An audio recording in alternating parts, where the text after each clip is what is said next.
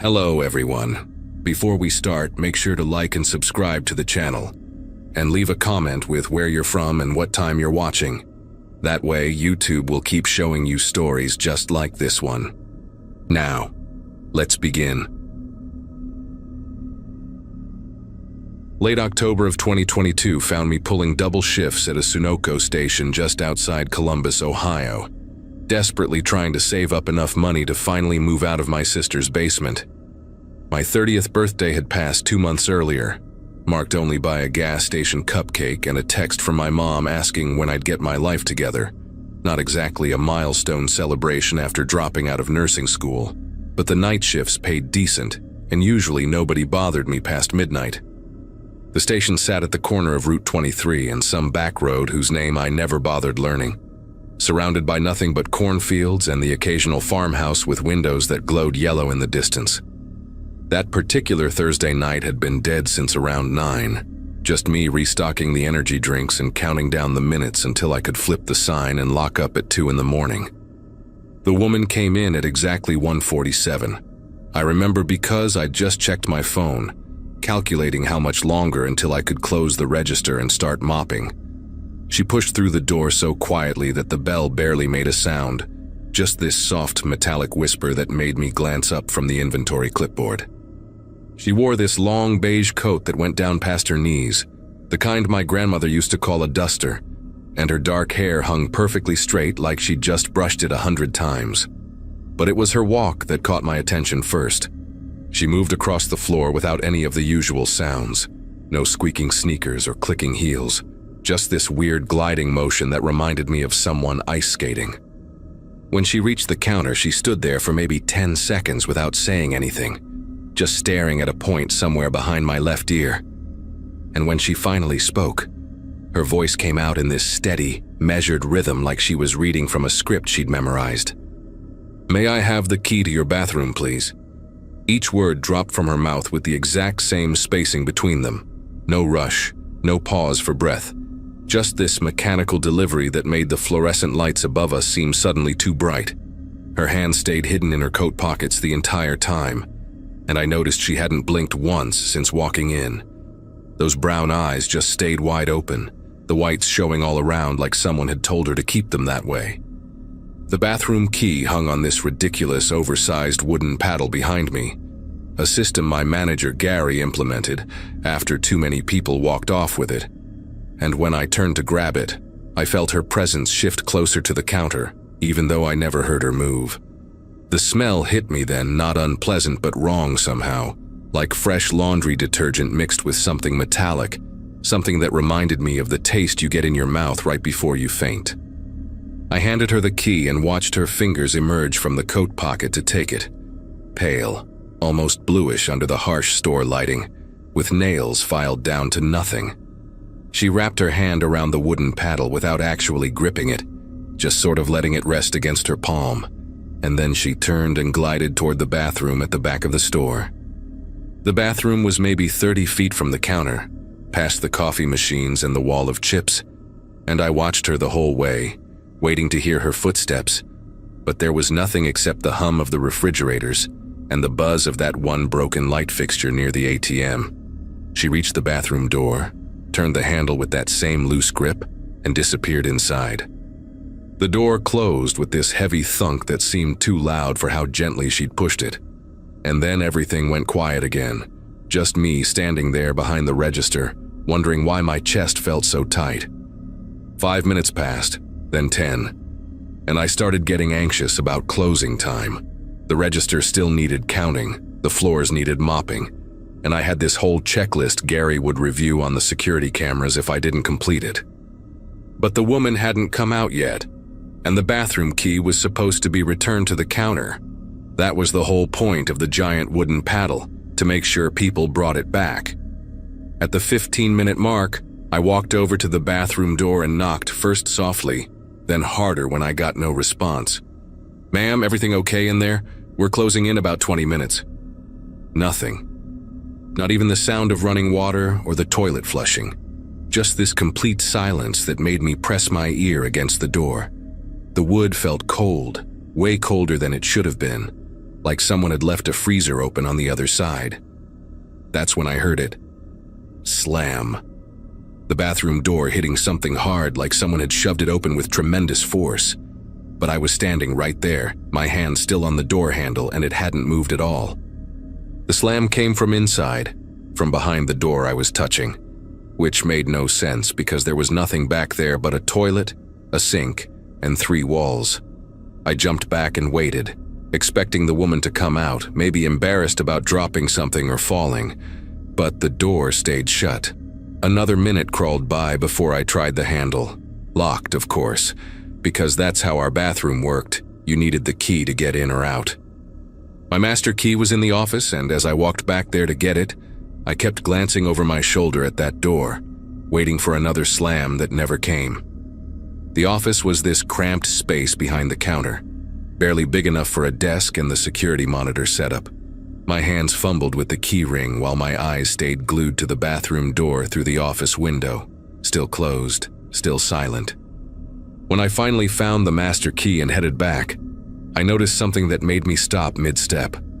The coffee pot, which I'd turned off an hour ago, was steaming.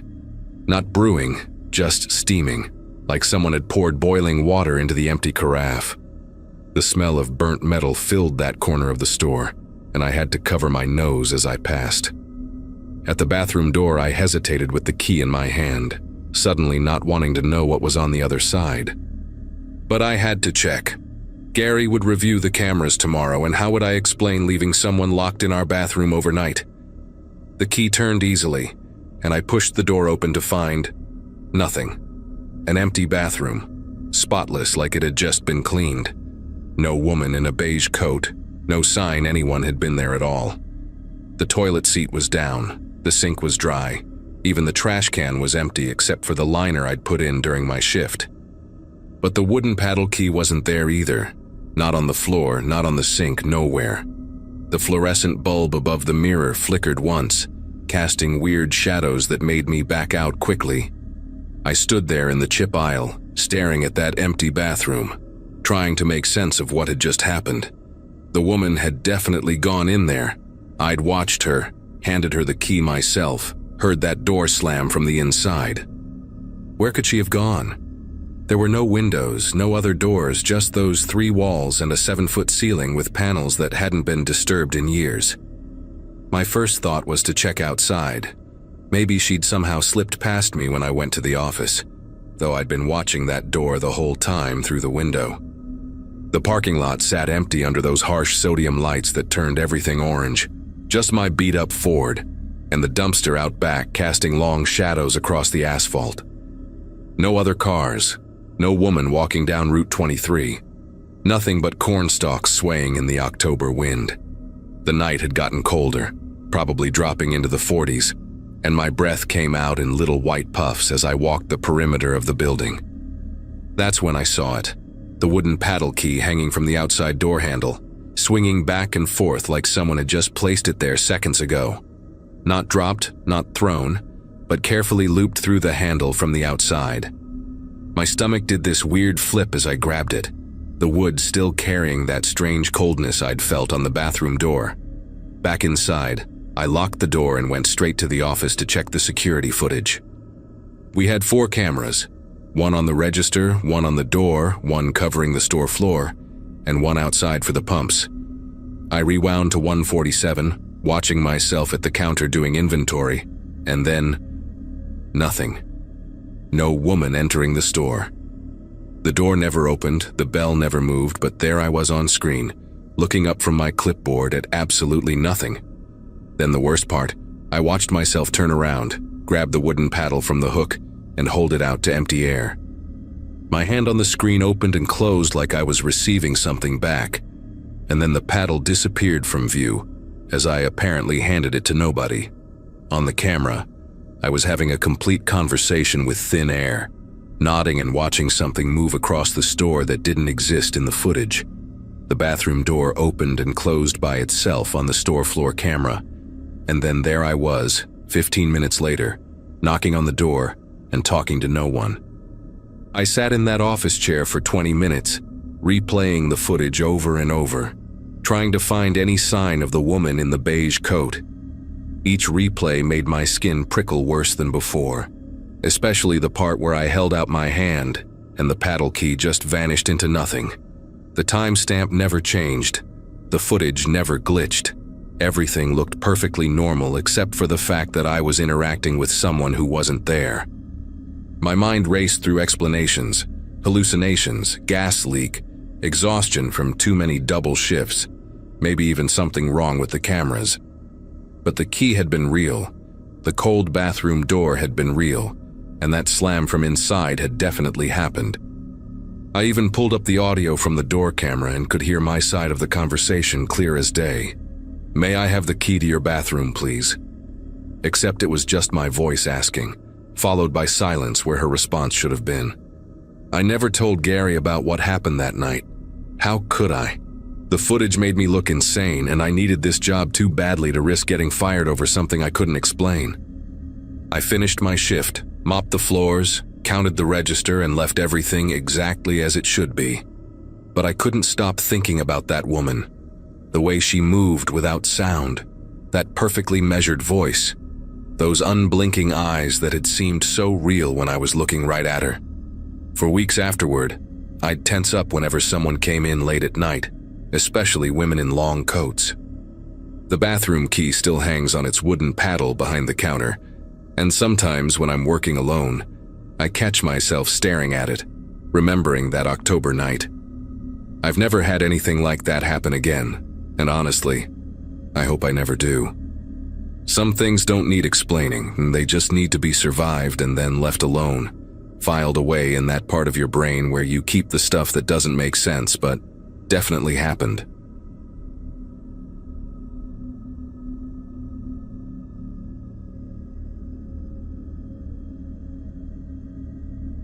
The drive from Phoenix to Denver had become second nature after doing it twice a year for the past 5 years. At 26, visiting my sister and her kids was the highlight of my otherwise predictable life as an accountant. That particular Friday in August started like any other trip, throwing a duffel bag in my Camry around 8 at night, planning to drive straight through and catch breakfast with my nephews Saturday morning. The desert heat was finally breaking as darkness fell, and I remember feeling energized about the 14-hour stretch ahead. My phone was loaded with new podcasts, the cooler packed with Red Bulls and water bottles, and I had that familiar excitement of hitting the open road when most people were settling in for the night. The first few hours flew by, with me singing along to old songs and watching the city lights fade into the darkness of the desert. Around 2 in the morning, somewhere past Flagstaff but still a good distance from the New Mexico border, my fuel gauge started hovering near empty. The highway had been particularly desolate for the last hour. Just me, the occasional long-haul trucker, and miles of darkness broken only by our headlights cutting through the night.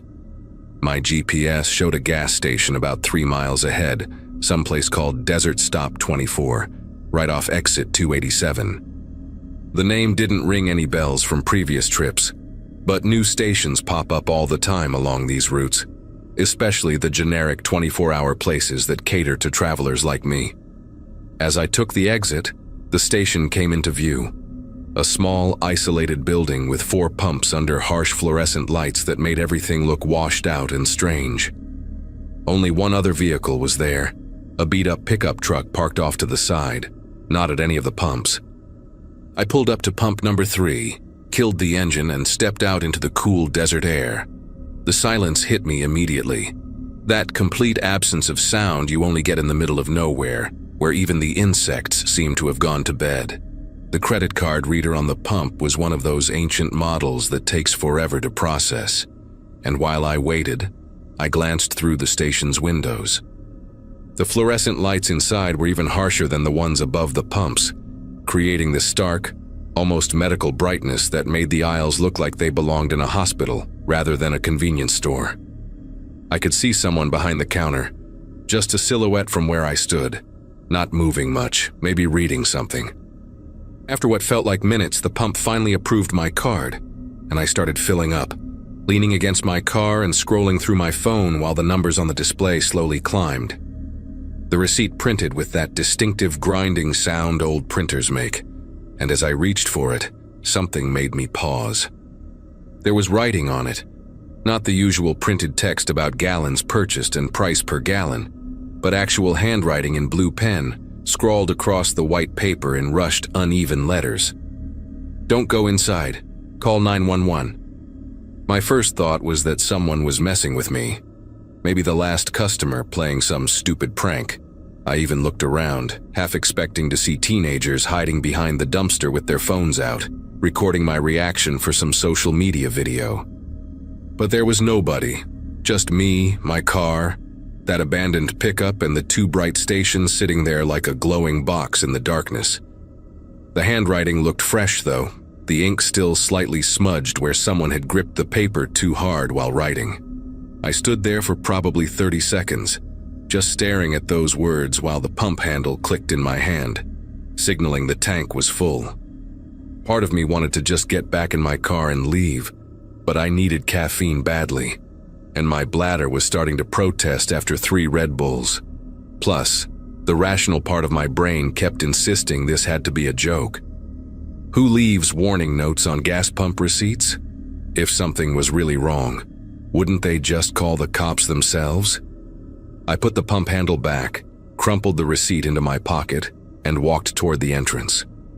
The automatic doors wheezed open with a mechanical groan that sounded like they hadn't been serviced in years, and the air conditioning hit me like a wall. Way too cold for a desert night, cranked up to meat locker levels. The smell hit me next.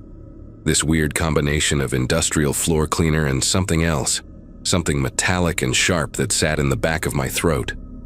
The guy behind the counter looked up when I entered, and immediately something felt wrong about the whole picture.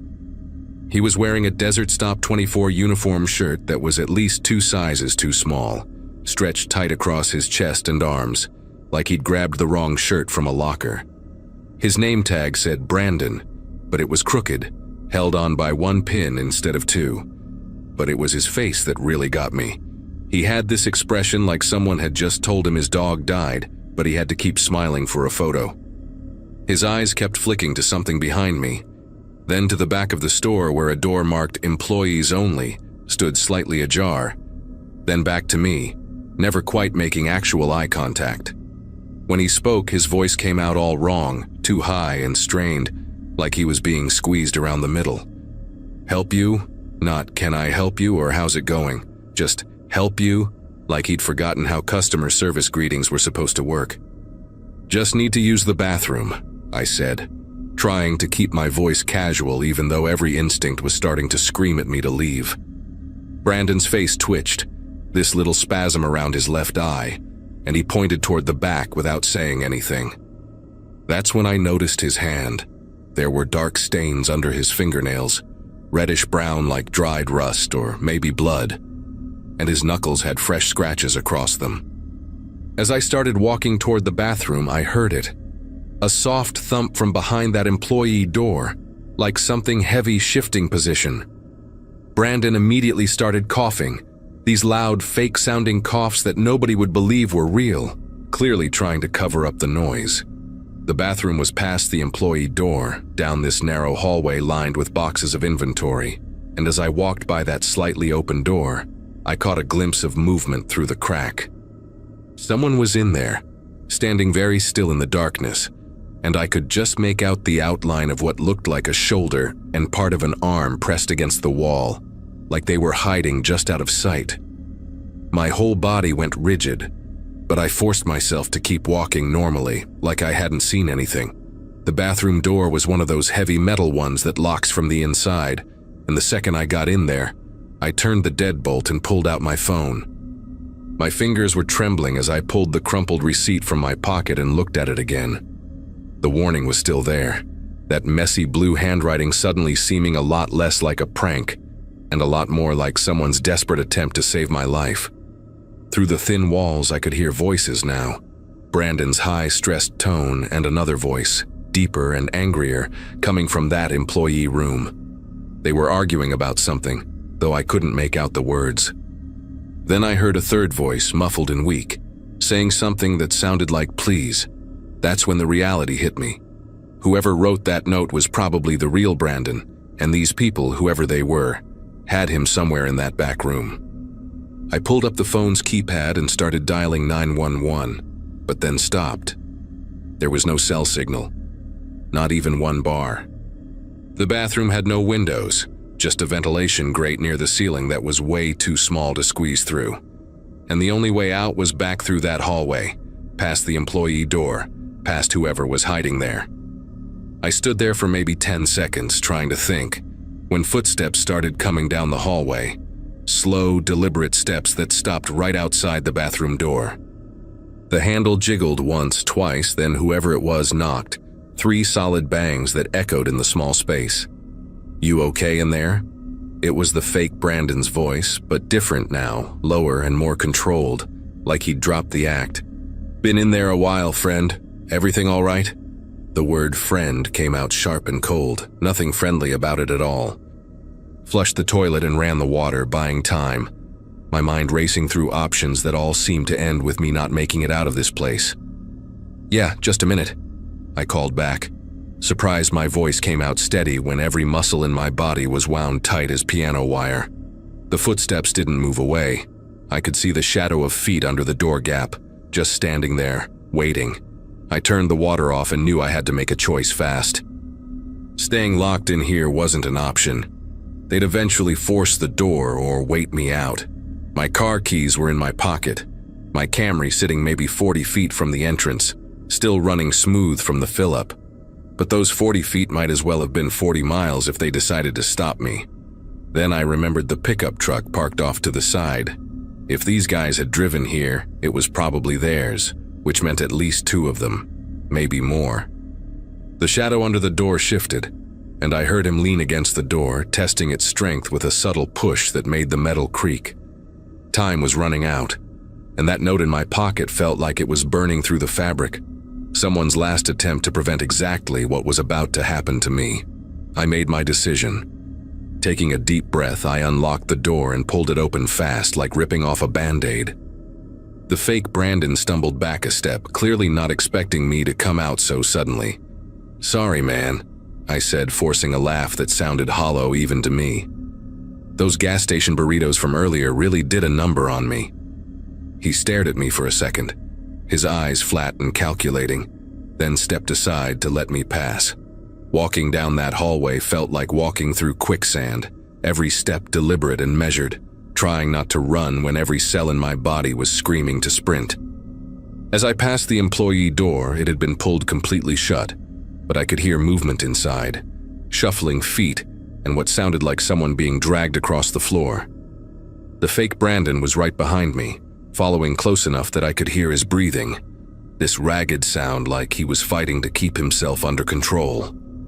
When we reached the main store area, I saw the second man, tall and thin with a shaved head, wearing jeans and a black jacket despite the August heat, standing by the entrance like he'd been waiting there the whole time.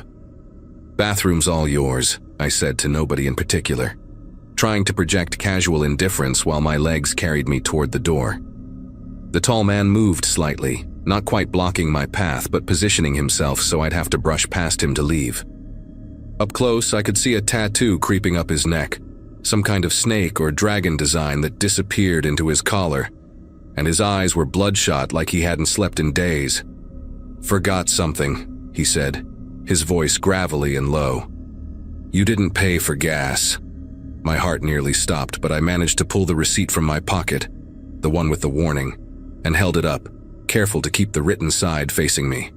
"Already paid at the pump," I said. He looked at the receipt, then at me, then at fake Brandon, who had moved behind the counter again. For 5 seconds, that felt like 5 hours. Nobody moved. Then the tall man stepped aside, just barely enough for me to squeeze past. "Drive safe," he said, and there was something in those 2 words that made them sound like a threat rather than well wishes. The moment I pushed through those automatic doors, I speed-walked to my car, every instinct telling me not to run because running would confirm I knew something was wrong. My fingers fumbled with the keys as I heard the doors wheeze open behind me again, and when I glanced back, both men were standing just inside the entrance, watching me through the glass. The Camry started on the first try, and I reversed out of there faster than was safe, my tires squealing against the concrete. As I pulled onto the access road, I looked in the rearview mirror and saw them still standing there, two dark silhouettes against the harsh fluorescent backdrop. My phone suddenly buzzed with signal as I merged onto the highway, and I immediately pulled over about a mile down, my whole body shaking now that the adrenaline was starting to wear off. The 911 operator answered on the second ring, and I told her everything. The note, the fake employee, the voices in the back room, the second man by the door. She kept me on the line while units were dispatched, and I sat there on the shoulder of the highway, watching my mirrors for any sign of that pickup truck following me. 20 minutes later, I was giving my statement to a state trooper while 3 patrol cars and an ambulance surrounded that gas station like a scene from a movie. They found the real Brandon, a 19-year-old kid who'd been working the night shift, tied up with zip ties and duct tape in the storage room, beaten pretty badly but alive. The 2 men were brothers named Jason and Kyle Brennan, both with outstanding warrants for armed robbery in Nevada, apparently hitting isolated gas stations along remote highways. The kid had managed to write that warning on a stack of receipt paper when they first came in and threatened him with a gun, hoping someone would see it before walking into their trap. The trooper told me I was lucky.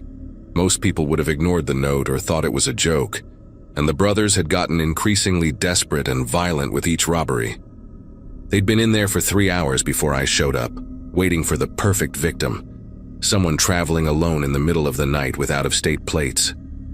The younger kid from the ambulance, Brandon, asked to talk to me before they took him to the hospital, his face swollen and one eye completely shut, and he just said, "Thanks for calling," in this raspy voice that broke a little at the end.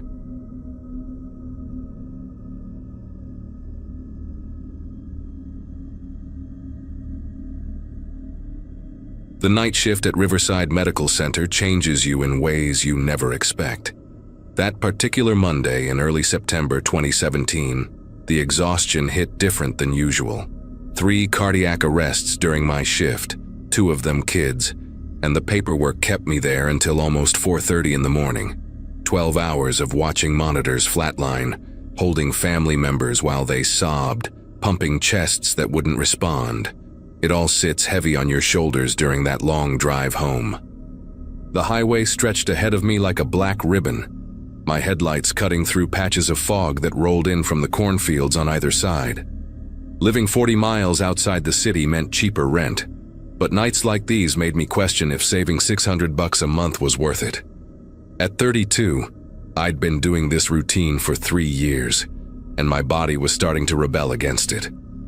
The fuel gauge had been hovering near empty for the last 10 miles, that orange light glaring at me like an accusation, and I knew I'd been pushing my luck. The Valero station appeared through the fog like something out of nowhere, one of those places you pass 100 times without really seeing it. Maybe 15 miles from Riverside, another 25 from my apartment, tucked between 2 massive stretches of farmland where the county road intersects with Highway 47. The fluorescent canopy lights were still blazing bright, which surprised me since most places this far out shut down by midnight. Relief washed through me as I pulled in, the gravel crunching under my tires louder than it should have been in all that silence. My Corolla sputtered a bit as I rolled up to pump number 3, probably running on fumes at that point. The place looked rough around the edges, with rust eating at the metal supports and one of the price display numbers hanging crooked. But beggars can't be choosers when you're running on empty at 4 in the morning.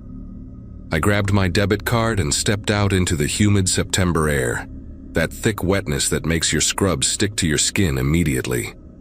The silence hit me first. No insects buzzing, no distant traffic, just the electric hum of those overhead lights. When I tried the pump handle, nothing happened. The screen stayed dark, no prompts, no card reader lighting up. I walked around to pump 4, then 2, then 1, all dead. Through the station windows, I could see the lights were on inside, rows of chips and candy bars visible on the shelves, though they looked picked over with big gaps between products. The door had one of those back in 5 minutes signs, but the paper looked yellowed and warped, like it had been there for weeks. I pulled the handle anyway, but it was locked tight. My phone showed 4:47 a.m., and according to the hours posted on the glass, they should have been open 24/7. That's when I noticed the car at the far end of the lot, barely visible in the shadows beyond the reach of the canopy lights. A silver sedan, maybe a Nissan Altima, parked crooked across two spaces with the driver's door hanging wide open. The interior light was on, casting a weak yellow glow that made the fog around it look sickly. No movement, no sound, just that door gaping open like a mouth. Something about seeing that made my chest tighten. Who leaves their car door open at an empty gas station in the middle of nowhere? I stood there for a moment, trying to decide if I should check it out or just get back in my car and pray I had enough fumes to make it to the next station. The rational part of my brain, the nurse part that deals with emergencies every night, told me someone might need help. Maybe they'd had a medical emergency. Maybe they were inside the store. I walked toward the abandoned car, my white nursing shoes squeaking against the damp concrete. The fog seemed thicker here, swirling around my ankles like cold fingers. As I got closer, I could see the interior better. Fast food wrappers scattered on the passenger seat, a phone charger still plugged into the outlet, dangling loose. The keys were gone from the ignition. No blood, no signs of struggle, just abandoned. The back seats were empty too, but there was a purse on the floor, contents spilled out. Lipstick, receipts, a wallet gaping open. I called out a hesitant, "Hello?" But my voice seemed to die just a few feet from my mouth, swallowed by the fog and that oppressive silence. I touched the hood of the car with my palm, stone cold. Whatever happened here, it wasn't recent. The area behind the gas station was just darkness and more farmland, corn stalks barely visible in the distance like an army of shadows. Walking back toward the store, I decided to check around the side of the building. Maybe there was an employee entrance. Maybe someone was taking a smoke break or dealing with inventory in the back. The concrete was cracked and uneven here, weeds pushing through in places, and a dumpster sat against the wall, lid slightly askew. There were no other cars in the employee area, which seemed strange for a place that was supposedly open. Around the corner, I found a back door, metal scratched up with a small window at head height. I knocked hard, the sound echoing off the brick walls. "Hey, anyone working? I need gas." Nothing. I stood on my tiptoes to peer through the little window, cupping my hands around my eyes to block the glare. I could see into what looked like a storage room, boxes stacked on metal shelves, a mop bucket in the corner, and beyond that a doorway leading to the main store area. The lights were definitely on in there, bright fluorescent, and I could make out the edge of the counter, the lottery ticket display, the cigarette rack behind it. That's when I saw it, a faint bluish glow from behind the counter, different from the harsh overhead lights. It was flickering slightly, like a television or computer monitor. If someone was working, they might be back there doing inventory or watching security cameras. I moved along the back wall, looking for another window that might give me a better angle. There was one, smaller and dirtier, but positioned so I could see more of the area behind the counter if I pressed myself against the brick and craned my neck. The muscles in my calves burned from standing on my toes and my breath fogged up the glass. I had to wipe it with my sleeve twice before I could see clearly. There were multiple monitors back there, security camera feeds all showing different angles of the gas station. The quality was grainy, black and white, but I could make out the pumps, the parking lot, the store interior. On one of the screens, I could see the abandoned car with its door still open. On another, the inside of the store, those half-empty shelves I'd noticed earlier. Then my eyes found the monitor showing the back of the building, right where I was standing. The timestamp at the bottom read 4:52 a.m. current time, and there I was, a small figure in scrubs pressed against the window. But something was wrong with the image. At first, I thought it was just the poor quality of the camera, maybe a delay or ghosting effect. But no, there was definitely another figure in the frame, standing maybe 10 feet behind where I was. Just standing there, completely still, watching me look through the window. My whole body went rigid, every muscle tensing at once. I couldn't move, couldn't even breathe properly. Just stared at that monitor showing someone or something behind me in real time. The figure wasn't moving at all, just standing there in the shadows at the edge of the camera's range. I forced myself to turn my head slowly, so slowly to look behind me. Nothing, just the empty lot stretching out into fog and darkness, the cornfields beyond barely visible. My heart was hammering so hard I could hear it in my ears, that rushing sound like when you hold a seashell up to your head. I whipped back to the monitor, and the figure was gone from the screen too. Just me, alone, trembling against that filthy window. But then I noticed something else on the monitors, the one showing the store interior near the candy aisle. There was someone in there. A woman standing perfectly still between the shelves, facing away from the camera. Long dark hair hanging straight down her back, wearing what looked like a light-colored dress or maybe a hospital gown. She wasn't moving, wasn't shopping, just standing there like a mannequin. I shifted to get a better look at the screen, squinting through the dirty glass, and that's when the woman's head started to turn. Slowly, mechanically, like something on a timer. She turned until she was facing the camera directly, and even through the grainy footage, even through the dirty window, I could see she was looking right at where the camera would be mounted, looking at the monitor, looking at me watching her. I stumbled backward from the window, my heel catching on a crack in the concrete. The woman on the monitor hadn't moved again, just stood there facing the camera with her arms hanging loose at her sides. I couldn't make out her features clearly through the poor video quality, but something about her posture, the way she held herself, made my skin prickle with recognition. Like when you see someone from behind in a crowd and think you know them, that split second of familiarity before your brain catches up. I needed to get out of there, forget the gas, just drive until the car died and then figure it out from there. But as I started backing away toward my car, I heard it. The electronic chime of a door opening. That specific two-note sound every convenience store door makes. My eyes darted to the front of the building. The door that had been locked tight 5 minutes ago was now standing wide open, the fluorescent light from inside spilling out onto the concrete.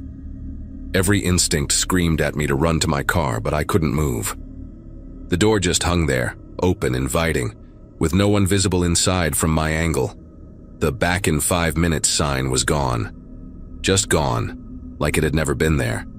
I could hear the faint sound of music drifting out, some generic instrumental version of a song I couldn't place, tinny and distorted. My legs finally responded and I started moving toward my car, keeping my eyes on that open door, but I had to pass by the front of the store to get to my Corolla. As I got closer, I could see inside better. The overhead lights buzzing, the coffee machine's LED display blinking 12 hours like it had just been reset, and there, behind the counter, was the woman from the monitor. She was facing the register, her back to me, that same long dark hair, that same light-colored clothing. Her hands were on the counter, fingers spread wide, and she wasn't moving at all. Not breathing, not shifting her weight, nothing. Like someone had paused her mid-action. I was maybe 15 feet from my car when she spoke. Not loud, but clear enough to carry through the open door and across the humid air. "Pump 3 is ready now, honey." Her voice was wrong, too flat, too measured, like someone reading phonetically from a card. She still hadn't turned around. My hand fumbled for my car keys in my pocket, fingers slippery with sweat. "I don't need gas anymore," I managed to say, my voice cracking. "Thank you." She laughed then, this hollow sound that went on just a beat too long, and finally started to turn around. I didn't wait to see her face. I yanked my car door open, jammed the key in the ignition, and the engine turned over on the first try. In my rearview mirror, as I peeled out spraying gravel, I could see her standing in the doorway of the station. Even from that distance, even in the pre-dawn darkness, I could see what made my brain refuse to process what I was seeing. She was wearing scrubs, the same shade of blue as mine, the same hospital logo on the chest, and her face. I only glimpsed it for a second before I hit the highway, but that was enough. It was like looking at a photograph of myself that someone had left in water too long, features slightly blurred and wrong, but still recognizably me. My car ran out of gas 7 miles down the highway. I coasted to the shoulder and called 911 from there, sitting in my locked car until the state trooper arrived with a gas can at sunrise. When I told him about the Valero station, he looked at me strange and said there wasn't any gas station on that stretch of road, hadn't been for years. The nearest one was 12 miles in the opposite direction. I made him drive back with me to check, following in my car, and sure enough, there was nothing there but an overgrown lot with the concrete foundation of what used to be a building, weeds growing through the cracks, a rusty chain-link fence around the perimeter. No pumps, no canopy, no store. Just empty land and a historical marker sign I hadn't noticed in the dark that read, "Site of Morning Glory Truck Stop, demolished 2003 after fire claimed 7 lives." I called in sick for the next 3 nights. When I finally went back to work, I switched to day shift permanently, taking the pay cut without complaint. I never found out what happened to the woman with the abandoned car, if she was even real, and I never drive that stretch of Highway 47 anymore. Sometimes, when I'm washing my hands in the hospital bathroom and catch my reflection in the mirror, I remember her standing behind that counter with my face, and I have to look away.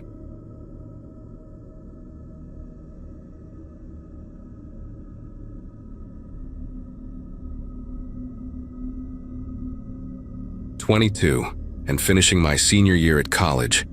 That Friday night in early May should have been just another boring drive home. My roommate had bailed on me last minute for the weekend trip to visit my cousin's new baby, leaving me to make the 3-hour drive back alone. The interstate stretched empty ahead of me, nothing but darkness and the occasional 18-wheeler passing by. My old Nissan Altima had been making weird noises all week, kind of a grinding sound whenever I turned left, but I figured it would hold up for one more trip before I could get it checked out on Monday. Around 11:30, the fuel gauge dipped below a quarter tank, and I pulled off at one of those lonely gas stations that seem to exist solely for desperate travelers like me. The place had that eerie fluorescent glow that makes everything look washed out and strange, with moths batting themselves senseless against the overhead lights. The credit card reader on the pump was broken, naturally, so I had to walk inside to pay. Behind the counter sat this older woman with thick glasses and a crossword puzzle book, barely glancing up as I handed her 2 20s for pump 3. While she counted out my change, movement outside caught my attention through the grimy window. A man in a dark hoodie walked past my car, his face completely hidden in shadow, moving with this odd, deliberate slowness, like he was studying something. He disappeared behind the row of pumps on the far side, and I waited to see him emerge near another vehicle or head toward the store, but he just vanished into that blind spot between the lights. The cashier handed me my change and mumbled something about being safe out there, her eyes never quite meeting mine, which seemed weird, but whatever. Maybe she was just tired from the late shift. Back at my car, I did that automatic scan you do in empty parking lots at night, checking the back seat through the window before getting in. Nothing there except my duffel bag and some empty water bottles rolling around on the floor. The pump clicked off at $38 and change, and I replaced the nozzle, still thinking about that hooded guy who'd walked past. Where the hell did he go? There were no other cars at the station besides mine and what looked like the cashier's beat-up Chevy parked around the side. Maybe he'd walked to the restroom or something, though I hadn't seen any signs for one outside. Whatever, not my problem. I climbed into the driver's seat, locked the doors immediately, and pulled back onto the interstate, cranking up some music to keep myself awake for the remaining hour and a half. About 20 minutes later, just as I was getting into the rhythm of the drive, zoning out to the monotony of the highway, I heard it. This soft tapping sound, barely audible over the music. At first I thought maybe it was something in the engine, that grinding noise finally getting worse. But no, this was different, more rhythmic, almost deliberate. Tap, tap, tap, pause, tap, tap, tap, pause. It seemed to be coming from the passenger side of the car. I turned down the music and listened harder, my grip tightening on the steering wheel. The sound stopped for a moment, then started again, definitely coming from the passenger door area. My brain immediately went to logical explanations. Probably just road debris stuck somewhere, or maybe the wind hitting something loose on that side of the car. I cranked the music back up, trying to ignore it, but now that I'd heard it, I couldn't unhear it. The next exit was still 15 miles away, according to the green sign that flashed past in my headlights. I kept stealing glances at the passenger door, expecting to see something, anything that would explain the noise. The tapping got louder, more insistent, like someone knocking to get my attention. My whole body tensed up, and I found myself leaning away from that side of the car without even realizing it. Then, movement in my peripheral vision made me jerk the wheel slightly. The passenger door handle was moving, just barely. These tiny little lifts, like someone was testing it from the outside. But that was impossible, right? I was doing 70 miles per hour on an interstate. My brain felt like it was short-circuiting, trying to process what I was seeing. Maybe the door mechanism was broken. Maybe it was just vibrating from the speed. Maybe. I reached over without taking my eyes off the road and pushed down on the lock button again, even though I knew it was already locked. For a few minutes, everything went quiet. No tapping, no handle moving, just the hum of the tires on asphalt and my heart hammering against my ribs. I started to think maybe I'd imagined it all, stress from finals week finally catching up with me. Then my phone, sitting in the cup holder, lit up with a text from an unknown number. Just 3 words. Let me in. My foot involuntarily lifted off the gas pedal for a second before I forced myself to maintain speed. I didn't touch the phone, didn't respond, just kept driving while my mind raced through possibilities. Could someone have gotten my number from somewhere? Was this some sick coincidence? The rational part of my brain kept insisting this had to be a prank, but the timing was too perfect, too specific. Another text came through. Getting cold out here. I wanted to pull over, to get out and check, to prove to myself that there was nobody there, but every instinct screamed at me to keep driving, to not stop no matter what. The exit finally appeared, and I took it way too fast, tires squealing as I curved around the ramp. There was a Shell station right off the highway, blazing with lights and, thank God, people. A family was loading into their minivan. A trucker was fueling up his rig. Normal people doing normal things. I pulled in and parked right under the brightest light I could find, directly in front of the store windows. For a solid minute, I just sat there, engine running, staring at the passenger side of my car through the mirrors. Nothing. No one. I grabbed my phone with trembling fingers and checked those texts again, but they were gone. Not deleted, just gone, like they'd never existed. My message history showed nothing from any unknown number. That sick feeling in my stomach got worse. Either I was losing it, or something genuinely fucked up was happening, and I wasn't sure which option scared me more. A knock on my window made me jump so hard I bit my tongue. It was just the gas station attendant, a young guy maybe 19 or 20, looking concerned. I rolled down my window just a crack, and he asked if I was okay. Said I'd been sitting there for almost 10 minutes just staring. 10 minutes? It had felt like maybe 2 at most. I told him I was fine, just tired from driving, needed a moment to rest. He nodded but kept glancing at my passenger door with this strange expression, then asked if I knew my door was open. My blood turned to ice water.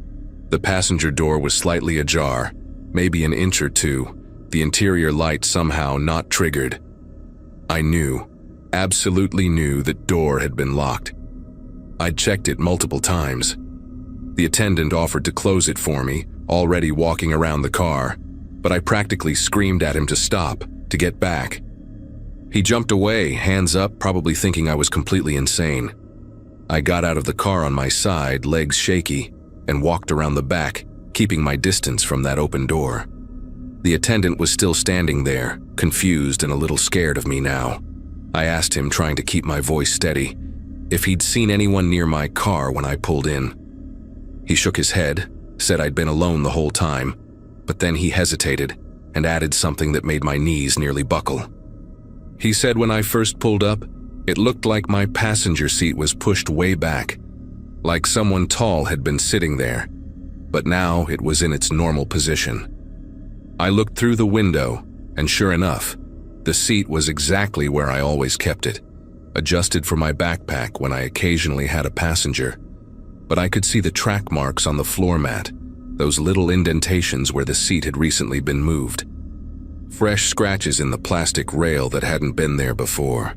My purse, which I always kept on the passenger floor, was now on the seat. Contents spilled out like someone had been digging through it. The attendant suggested calling the police, but what would I even tell them? That someone might have been riding on the outside of my car? That I got mysterious disappearing texts? They'd think I was high or having some kind of breakdown. Instead, I asked him to watch while I checked the car. I used my phone's flashlight to look under the seats, in the back, even popped the trunk. Everything seemed normal except for one detail that made me want to abandon the car right there. On the passenger door handle, the outside one, there were smudges in the dust and pollen that had accumulated during my weekend trip. But these weren't normal fingerprints. They were long, dragging marks like someone had been holding on with their fingertips while the car was moving, gripping so hard they'd scraped through the grime. The metal underneath showed through in 4 parallel lines. I took photos with my phone, hands shaking so bad most of them came out blurry. But I needed proof that I wasn't going crazy. The attendant stayed with me while I called my dad, who lived about 40 minutes away. While we waited, he told me something that still gives me nightmares. About a month earlier, another girl had come in around the same time of night, hysterical, saying someone had been clinging to her car. They'd reviewed the security footage, but the cameras only covered the pump area, not where she'd parked. The police hadn't found anything, but she'd refused to get back in her car, had someone pick her up instead.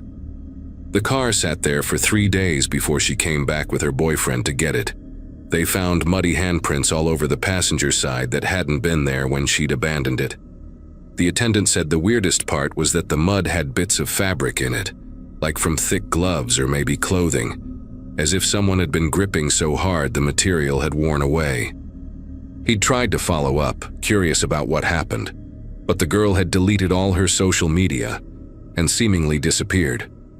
Her boyfriend told people she'd transferred schools, moved back home with her parents, wouldn't talk about that night at all. My dad arrived in his pickup truck, baseball bat visible in the back window, looking ready for war. He'd brought my older brother too, and they went over every inch of my car with their flashlights while I sat in the truck. They found more scratches underneath the passenger door handle, on the inside of the wheel well, places where someone could theoretically hold on if they were insane enough to try. My brother, always the skeptic, kept insisting there had to be a logical explanation, but even he went quiet when he saw the pattern of the marks, the deliberate nature of them. We decided to leave my car there for the night, and I rode home squeezed between them in the truck, feeling safer than I had in hours, but still checking the side mirrors obsessively. The next morning, we came back with my uncle who was a mechanic, thinking maybe he could find some mechanical explanation for everything. But when we got there, my car had been moved. Not stolen, just moved about 3 spaces over, parked perfectly straight. The attendant from the night before wasn't working, and the day shift guy said the car had been there when he arrived at 6 in the morning, didn't know anything about it being in a different spot. My uncle checked the odometer, and it had 3 extra miles on it. 3 miles when the keys had been in my pocket the entire night. We ended up selling that car to a junkyard 2 days later. I couldn't get back in it, couldn't even look at it without feeling nauseated. My parents helped me buy a different used car, and I finished my last few weeks of college taking completely different routes, always stopping at busy, well-lit stations, never driving alone at night if I could help it. The police report I filed went nowhere.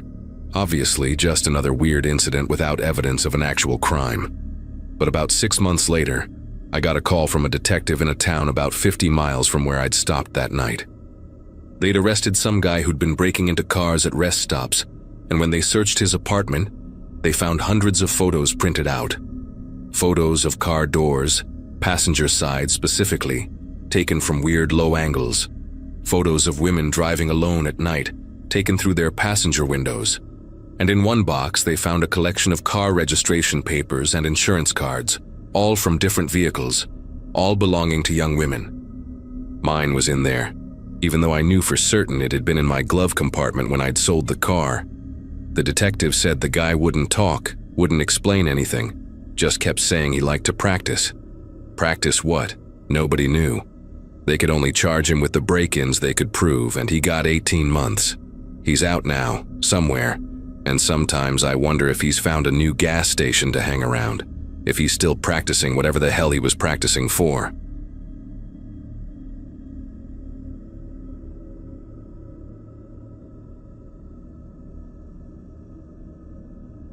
Last summer, right after my 21st birthday, I picked up night shifts at this rundown gas station about 40 miles outside of Tucson. The place sat on Highway 89, one of those stretches where you could drive for an hour without seeing another soul. My shift ran from 11 at night to 7 in the morning, and honestly, most nights I'd see maybe 3 or 4 customers tops. The owner, this old guy named Frank, paid me under the table, which worked great since I needed quick cash for my student loans. The station itself was nothing special, just 2 pumps, a small convenience store area with flickering fluorescent lights, and a bathroom that constantly smelled like bleach no matter how much I cleaned it. I usually spent my shifts reading paperbacks or watching YouTube videos on my phone, trying to stay awake while the desert wind rattled the windows. It was a Wednesday night in July when he walked in, and the first thing I noticed was his feet, completely bare, caked in this reddish desert dust that left prints across the white linoleum floor I'd just mopped an hour earlier. The guy looked maybe 35, wearing jeans and a plain white t-shirt that hung loose on his skinny frame. His hair stuck up in weird angles like he'd been sleeping outside, and there was this layer of dust covering him from head to toe, as if he'd been rolling around in the dirt. But what really got me were his eyes, wide open, unblinking, just staring straight at me as he walked up to the counter. Not aggressive or anything, just this steady, unnatural gaze that made me want to look away. The doorbell had chimed when he entered, that annoying electronic beep that played every time someone came in, and I remember thinking how loud it seemed in the quiet store. He walked straight to the counter, no browsing, no looking around, just this direct path like he knew exactly where he needed to go. When he got close, maybe 3 feet away, he stopped and just stood there, those eyes still wide open, not blinking even once. I waited for him to say something, to ask for cigarettes or gas or whatever, but he just stared. After what felt like forever but was probably 10 seconds, I cleared my throat and asked if I could help him. That's when he tilted his head slightly, like a dog hearing a strange noise, and said in this flat, emotionless voice, "You've seen me before, haven't you?" I told him no. I didn't think so, trying to keep my voice steady, even though something about him was making my skin prickle. He didn't respond, just kept staring, and I swear to God, his eyes never closed, not even for a split second. The fluorescent lights hummed overhead, and I could hear the ice machine in the back corner cycling on. These normal sounds that suddenly seemed too loud in the silence between us. Without breaking eye contact, he reached into his pocket and pulled out a crumpled $20 bill, placing it on the counter with deliberate slowness. "One lighter," he said, pointing at the display behind me where we kept the cheap Bic lighters. I turned around to grab a blue one, and when I looked back, he was leaning over the counter, his face maybe a foot from where mine had been, still with those unblinking eyes. The smell hit me then. Not body odor exactly, but this weird metallic scent mixed with dust and something else I couldn't place, like burnt rubber maybe. I rang up the lighter, trying to act normal. Told him it was $3.49 and started counting out his change. The whole time, he kept repeating that same question in a whisper. "You've seen me before, haven't you? You've seen me before, haven't you?" Over and over, like a broken record, never changing his tone or inflection. I practically threw his change on the counter, just wanting him gone. $16.51 scattered across the scratched Formica surface, and he didn't even look at it. Instead, he picked up the lighter, held it up to the light like he was examining a diamond, then flicked it on. The small flame reflected in his unblinking eyes, creating these orange dots in his pupils that made him look even more unsettling. "Fire remembers," he said, still staring at the flame. "Even when people forget." Then he lowered the lighter, clicked it off, and slipped it into his pocket. He turned to leave, and I watched him walk toward the door, those dusty footprints marking his path. But right before he reached it, he stopped and looked back at me over his shoulder. "You'll see me again," he said. Not like a threat exactly, but like he was stating a simple fact, like telling me the sun would rise tomorrow. The doorbell chimed as he pushed through, and I watched through the window as he walked past the gas pumps and disappeared into the darkness beyond the parking lot lights. I stood there for a minute, trying to process what had just happened. My first thought was drugs, had to be meth or something worse. People came through sometimes, all kinds of messed up, talking nonsense and acting paranoid. But this felt different somehow. Those eyes, the way he never blinked, not once in the entire 5 or 6 minutes he was in the store. I grabbed the mop to clean up his dusty footprints, and that's when I glanced at the security monitor mounted on the wall behind the register. We had 3 cameras, one on the pumps, one on the store entrance, and one on the counter area. The counter camera feed showed me mopping, normal as could be. But there, in the exact spot where the barefoot man had been standing, I could still see him on the screen.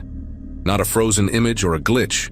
He was moving slightly, that same subtle sway he'd had while standing there, the timestamp at the bottom continuing to advance in real time. I dropped the mop handle, and it clattered against the floor, the sound echoing through the empty store. My heart was pounding as I leaned closer to the monitor, thinking maybe it was just a smudge on the screen, or my eyes playing tricks after staring at those fluorescent lights too long. But no. There he was, clear as day, standing at my counter, even though I could see with my own eyes that the space was empty.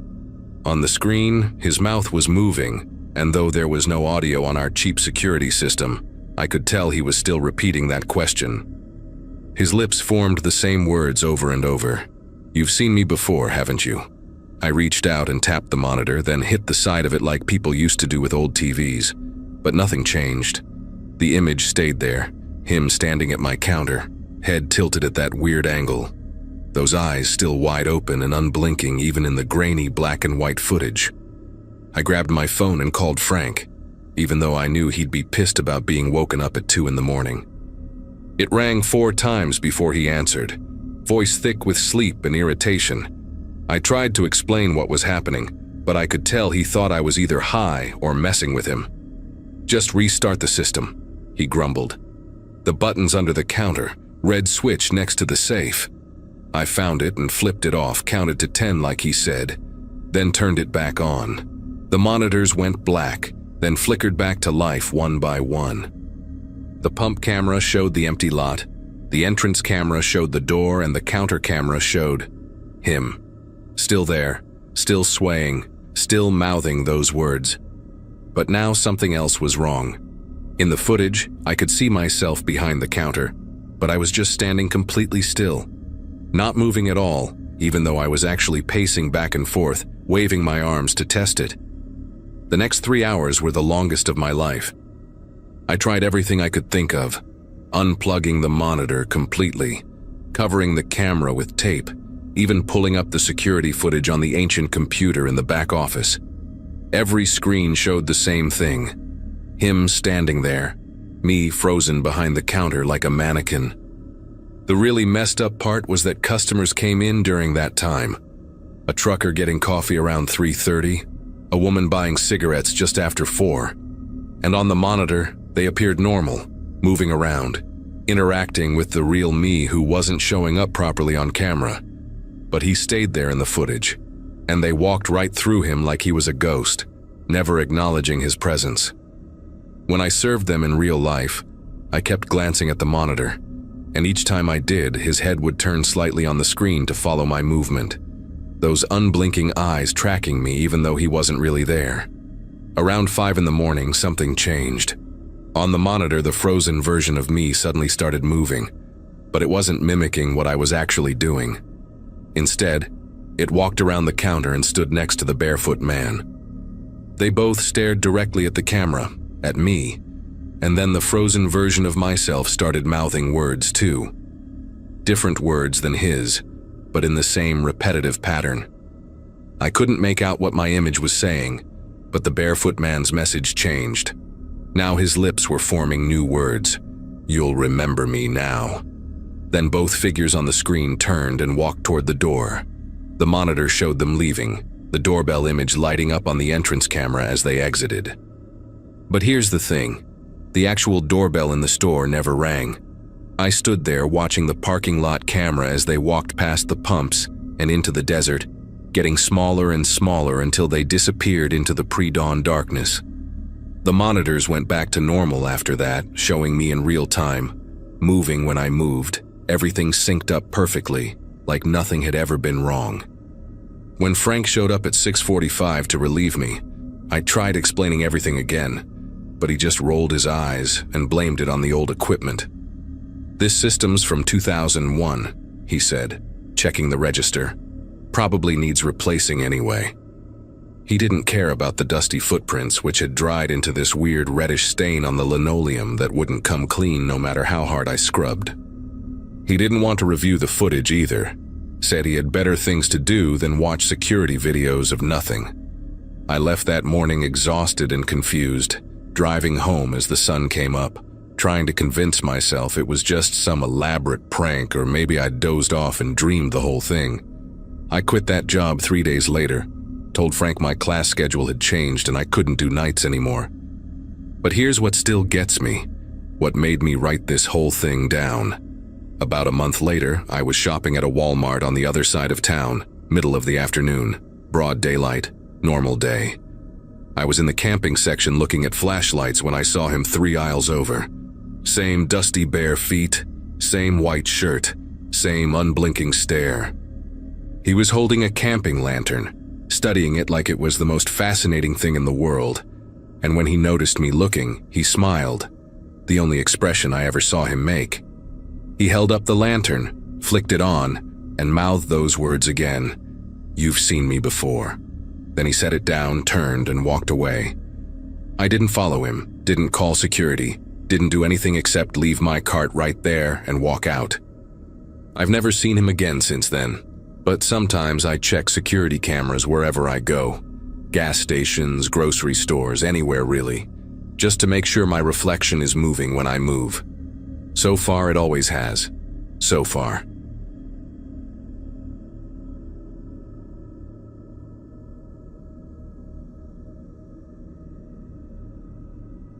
The night everything went wrong.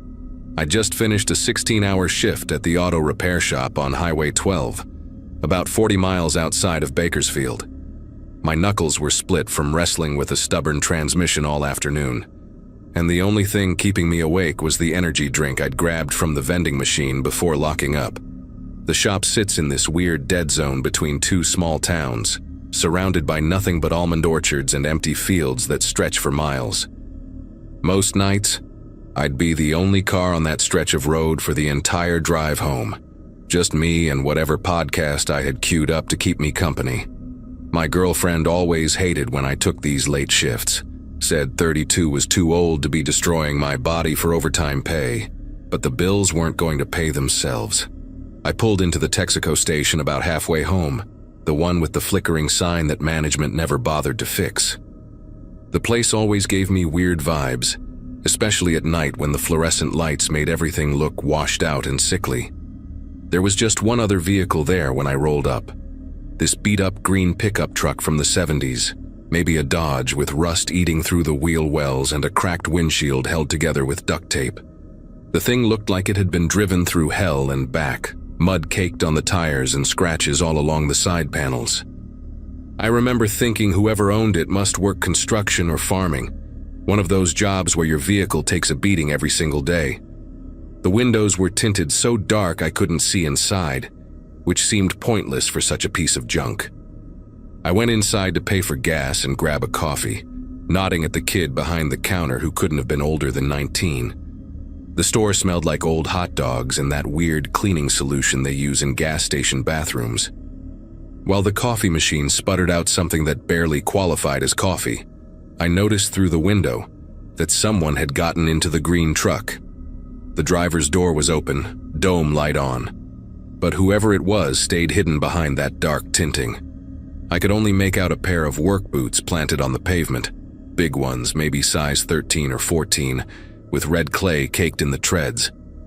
The boots didn't move the entire time I stood there waiting for my coffee to finish brewing. Just stayed perfectly still, like whoever was sitting there was watching something, or someone.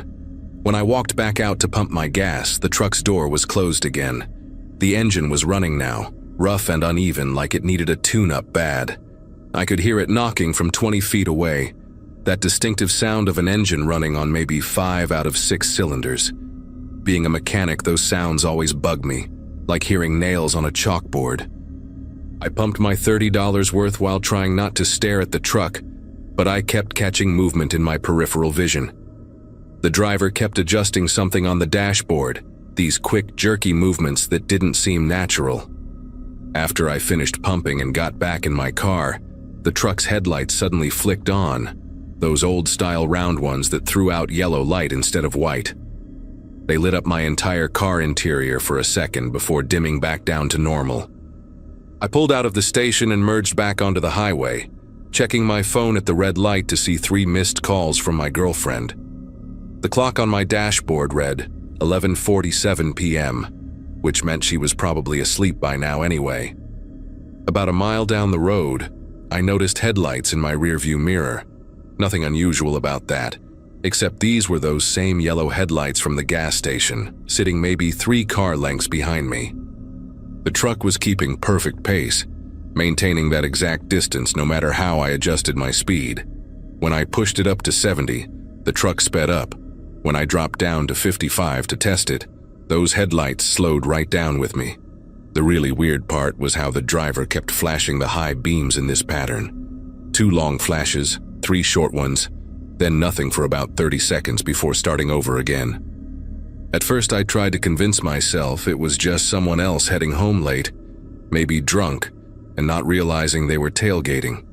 But drunk drivers don't maintain perfect following distance for 10 miles straight. They don't match your speed changes with that kind of precision. Around mile marker 47, I decided to take the exit for Millerton Road, even though it added 20 minutes to my drive. The truck followed, taking the curve way too fast, tires squealing against the pavement. That's when I knew for sure this wasn't random. Nobody accidentally follows you off an exit that leads to nothing but farmland and a few scattered houses. My mouth went dry and I could feel sweat starting to soak through my work shirt, despite the AC blasting cold air right at my face. Millerton Road is one of those old farm routes that nobody maintains properly anymore. Potholes everywhere, no streetlights, just endless rows of grapevines on both sides.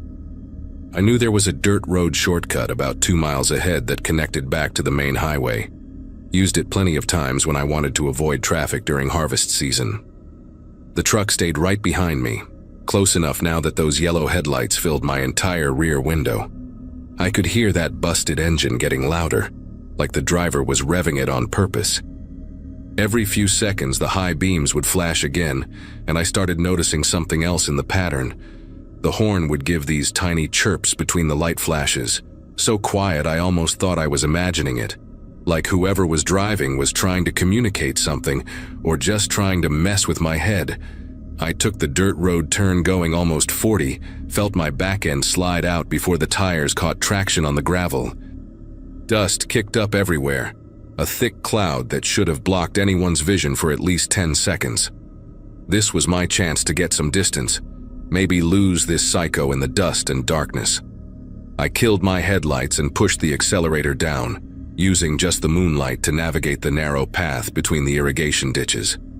My car bottomed out hard on a deep rut, heard the exhaust scrape against rocks, but I didn't care. Behind me, nothing but darkness and settling dust. No yellow headlights, no engine noise, just the sound of gravel under my tires and my own breathing. I kept driving for another minute before I couldn't take it anymore. Had to know if I'd actually lost him. I pulled over near an old water tower that hadn't been used since the drought started, turned off the engine completely. The silence hit me like a physical thing, just crickets and the ticking of my engine cooling down. I sat there for maybe 5 minutes watching my mirrors, listening for any sound of that broken engine. Nothing came. My phone showed no signal out here, which didn't surprise me, but it meant calling for help wasn't an option. I started to laugh, this nervous, shaky sound that didn't even sound like me. Here I was, a grown man hiding in the dark from some random creep in a pickup truck. My girlfriend was right. I needed to find a different job, something with normal hours where weird shit like this didn't happen. Finally worked up the nerve to start the car again. Figured I'd drive straight to the police station instead of going home. That's when I saw them in my rear window reflection. 2 yellow circles floating in the darkness maybe 10 feet behind my car. The truck was there, engine completely off, just sitting in the middle of the dirt road like it had materialized out of thin air. No dust cloud, no sound of approach, nothing. The headlights weren't even on. What I was seeing was the reflection of my own taillights bouncing off those round glass lenses. My whole body went rigid, couldn't move, couldn't even turn around to look directly. Then I heard the driver's door creak open, those same heavy boots from the gas station hitting the gravel with a wet thud. The footsteps started coming closer, slow and deliberate, dragging slightly like one leg was longer than the other. Each step made this weird squelching sound, like the boots were soaked through with something thick. The footsteps stopped right beside my driver's side door. I could see a shadow through my peripheral vision, tall and wrong somehow, like the proportions weren't quite human, even though they had to be. There was this smell too, seeping through my closed windows, motor oil mixed with something organic and rotten, like roadkill that had been baking in the sun for days. Then came the tapping on my window, not knocking, but light taps with what sounded like metal, maybe a ring or a tool. The tapping had a rhythm to it, the same pattern as those high beam flashes from earlier.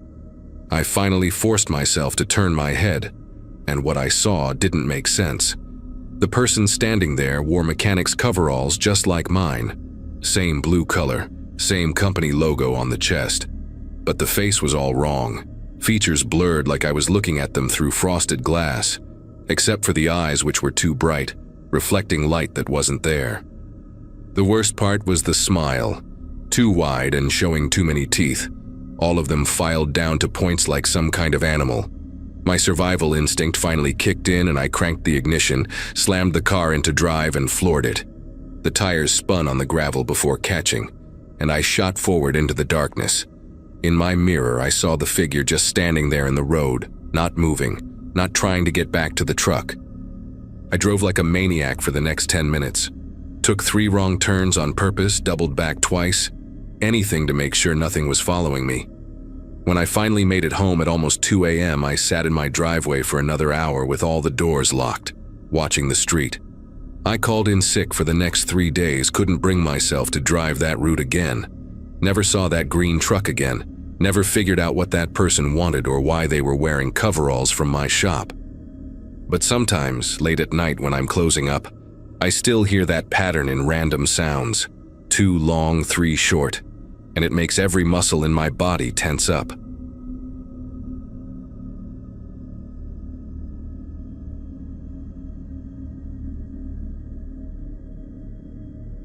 I had been on the road for hours, heading toward a small town where my aunt's funeral was supposed to take place that morning.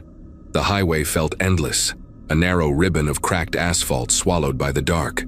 My car's dashboard clock glowed faintly, showing just past 4, and the horizon was still ink black with only a thin suggestion of dawn. I had not seen another car in what felt like ages, just a long stream of power lines vanishing into nothing. The kind of silence that makes you aware of your own heartbeat. My gas light had been on for a while, and I kept telling myself there had to be a station soon. When the car sputtered and coasted to a stop, it was as if the air itself got heavier. I sat there for a second, staring at the steering wheel, listening to the tick of the cooling engine. Outside, everything looked washed out, the kind of dim light that makes it impossible to tell whether it's night ending or morning beginning. I stepped out and leaned against the door, breathing in the smell of dust and cold metal. The road stretched both ways, straight as a ruler, with not a single sign of life. Then I saw it, a small flicker of light far ahead, a faint buzzing glow like an old neon sign fighting to stay alive. The station looked like something abandoned decades ago. The single gas pump stood crooked, paint peeling, the kind of green you only see on things that have been forgotten for years. The sign above the door said, "Open," but one letter blinked slower than the rest, giving it this strange, uneven pulse. The glass door was streaked with dust, and behind it I could make out shelves filled with faded snack boxes, a cooler with a layer of frost around the edges, and a rotary phone sitting on a counter. Everything about the place felt wrong for this time, like stepping into a photograph that someone had forgotten to update. I pushed the door open, and the little bell above it let out a weak jingle that seemed to echo forever. The air smelled stale, like old coffee and cardboard. The man behind the counter didn't move at first. He was hunched over a ledger, his thinning gray hair sticking up at odd angles, wearing a shirt that looked 2 sizes too big. When he finally lifted his head, his eyes were dull and tired, but there was a sharpness under them, like he was suddenly awake. His voice came out slow and rasped, "You came back?" For a second I thought maybe he had mistaken me for someone else. I told him no, I had never been there before, that I just ran out of gas and needed to make a call. He just stared, like he was trying to decide if I was lying or confused. I stepped closer, pointing at the rotary phone on the counter. "Can I use that?" I asked, trying to sound calm, but my voice came out thinner than I meant. He didn't answer right away, just slid the phone toward me with 2 fingers, his gaze never leaving my face. The silence in that room pressed against me harder than the night outside. The phone worked, somehow. I heard the faint hum of a dial tone, but when I called the roadside assistance number on my card, it rang endlessly without anyone picking up. I tried again. Same thing. The man leaned on the counter, watching. Then he asked, "Did you ever find your brother?" His words hit me like a slap. I blinked at him, my mouth dry. "I don't have a brother," I said, and he tilted his head slightly, like I'd told a joke he didn't get. He reached under the counter and pulled out a crumpled slip of paper, an old gas receipt yellowed at the edges. He flattened it with his hand, sliding it across the counter toward me. "You signed this," he said. I glanced down, ready to correct him, until I saw my own name printed at the bottom, in that neat thermal ink font every station uses. The date was exactly 1 year before that day. I stared at it for what felt like forever, my thoughts tangling up in disbelief. "This isn't possible," I whispered. He just shrugged. "You said the same thing last time," he murmured, almost to himself, and looked past me toward the window, as if expecting someone to walk through the door. The sign outside flickered again, casting his face in flashes, calm, then shadowed, then bright, like an old movie reel skipping frames. I felt the air change, colder, heavier. I asked where he got that receipt, but he didn't answer. He reached for something under the counter, slow and deliberate. The sound of a drawer sliding open echoed in the stillness. I took a step back, the floor creaking under my boots. When he looked up again, he was holding an old Polaroid photo. He placed it beside the receipt. "This was you," he said quietly. The picture showed a woman standing next to the same gas pump outside, the one leaning at that strange angle. Her car was the same make and color as mine, same dent near the rear bumper. But what made my breath catch was her face. She looked exactly like me, down to the small scar near my eyebrow I had since childhood. I stepped closer to the photo, almost convinced it was some sort of trick, but the paper was old, yellowed, and curling at the corners. The man's hands trembled slightly as he pulled them away from the counter. "You always say that," he muttered. "Every year, right before dawn." I told him I was leaving, that there had to be another station nearby. He didn't try to stop me, but as I turned toward the door, he said, "You will not remember this by the time the sun is up." His tone was flat, resigned, like someone repeating a line they had said 1,000 times. Outside, the horizon was turning gray, light spreading low across the asphalt. My car sat there just as I left it, but when I tried the ignition again, the engine came alive like it had never been empty. The gas gauge showed full. I didn't question it. I just drove. The station disappeared in my rearview mirror quicker than it should have. One blink and it was gone, like the desert had swallowed it whole. When I finally reached town, the streets were still empty, and the church lights flickered on as I parked. I sat there for a long time, staring at my reflection in the windshield. My hair smelled faintly like gasoline. When I looked down, the passenger seat had a single slip of paper on it.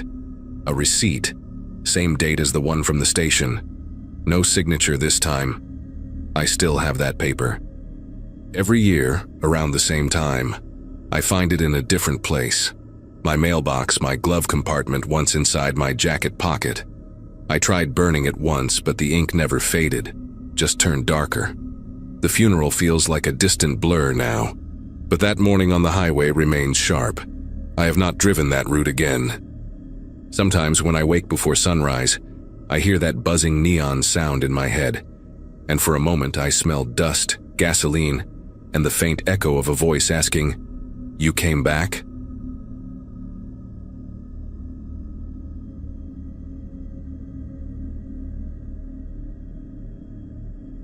There was a kind of quiet that came after midnight at the gas stop where I worked. Not peaceful quiet, the sort that hummed beneath the fluorescent lights and made every sound feel too sharp. The hum of the coolers, the soft click of the pump meters, even the static from the radio behind the counter. All of it built this rhythm that only night shift workers really know. I had been at that station for about a year, pulling the graveyard shift because it paid a little more, and no one else wanted it. Most nights the lot stayed empty except for a few long-haul truckers who stopped for coffee or to use the restroom. But there was one week when something about that quiet felt different, heavier somehow, like the air carried a secret I had not yet understood. The first time I noticed the van, it was parked near the far corner of the lot, where the light from the last lamp barely reached. A white cargo van, plain as can be. No windows on the sides, just a streak of grime down the door and one of those metal ladders bolted to the back. The engine was running, but the headlights were off. I remember thinking it was odd, but people pulled off the interstate to nap or make calls all the time, so I did not give it much thought. Around 3 in the morning, I went out to restock the windshield fluid by the pumps, and the van was still there, idling softly. When I came back an hour later, it was gone. The next night, same thing. Same van, same spot, engine humming, no lights. It looked exactly as before. Even the smear of dirt on the bumper seemed identical. I remember leaning against the counter, watching through the window as condensation formed on the windshield. It never moved. Nobody got out, nobody got in. By the time dawn tinted the sky pink, it was gone again. I told myself it was just a delivery driver catching sleep between runs, but part of me started glancing toward that corner more than I meant to, expecting it. By the 4th night, it was no longer just part of the scenery. It was the thing I noticed first when stepping outside. The air felt colder near that part of the lot, like the warmth from the asphalt did not quite reach it. I remember shining my flashlight across the van once, trying to see inside, but the glare only bounced back at me. No movement, no shadow, nothing. The hum of the engine blended into the background noise of the night until I could barely tell if it was real.